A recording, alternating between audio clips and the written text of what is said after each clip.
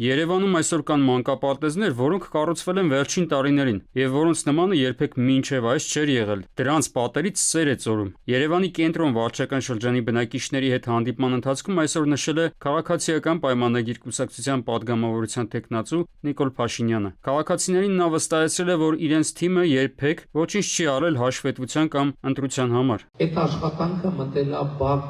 երեխաների համար, բակի բնակիչների համար, որ մարդը իր տան մեջ իրան ավելի հարմարավետ զգա,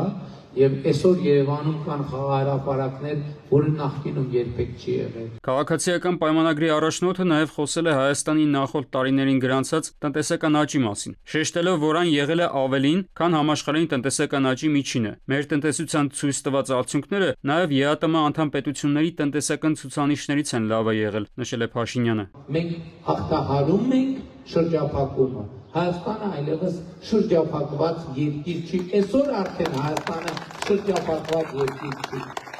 Ընդ որում մենք առաջիկայում աշխատելու ենք եւ հյուսիսային երկաթուղու վրա ենք աշխատելու, որովհետեւ պարզվում է, որ հյուսիսային երկաթուղին եւ ընդհանրապես արևելքի եւ արևմուտքի միջեւ ամենակարճ ճանապարհը անցնում է Հայաստանի Հանրապետությունով։ Նիկոլ Փաշինյանը հավաքվածներին նաև բացատրել է, թե ինչ դիվիդենտներ է շահելու Հայաստանը գալիք տարիներին թիպ նախագծից, երբ այն կյանքի կոչվի եւ իրականացվեն բեռնափոխադրումներ։